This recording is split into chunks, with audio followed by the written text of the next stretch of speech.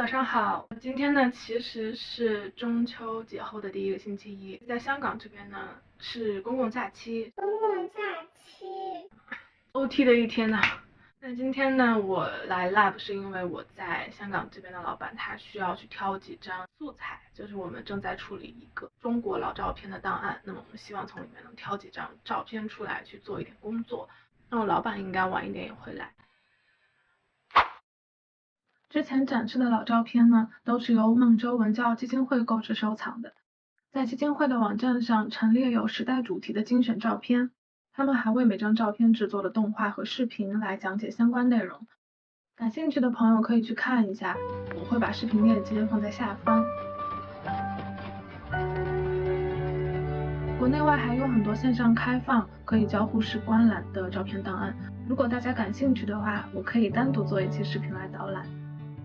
因为版权的缘故呢，我没法给大家看太多，但是我们在努力的找到一些数字化的交互的方式，希望可以把这些珍贵的照片还有影像档案向更多的公众开放出来。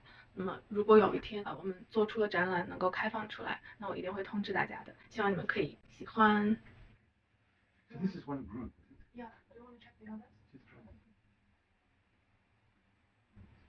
Like we should do the extraction, and we can do it automatically and then overnight. So, what can you do with this information? Can you do OCR on that? We can do OCR on that. 给大家看一下我们 lab 的硬件空间。我们刚 move 过来，所以还在装修。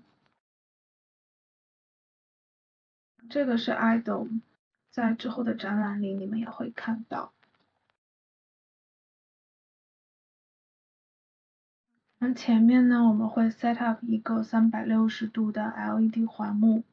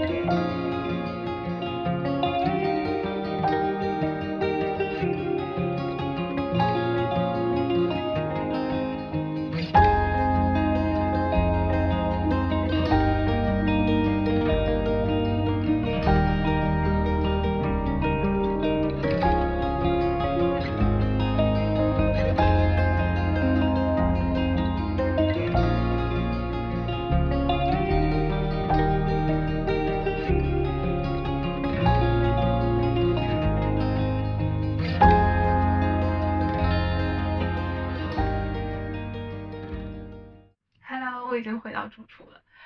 那么今天呢，我带着大家去看了北方游牧艺术展。我重点拍摄了新媒体装置的部分，但实际上这个展览还有非常丰富的展品在展出，约莫有250件藏品和10多件雕塑艺术。所以如果你恰好在香港呢，我会强烈推荐你一定要去看一下。那这个展览呢，它是免费向公众开放的，所以如果你想要去参观呢，只需要去班戈展览馆的官网进行预约。那在你预约之后的1天之内吧，一般就会收到一个邮件，这个邮件里面含有你所预约时段能够进入校园，能够让你进入校园的一个 QR code。那收到这个邮件，也就是预约成功了。参观时长的话，我会建议预留1到1个半小时吧，这样子就可以比较细致的参观，而且可以体验交互装置。这个展览应该还是会开到10月下旬，应该是20多号，但时间也不是很久了，所以如果你感兴趣的话，就赶紧预约去看吧。OK，那么今天就分享到这里，感谢大家。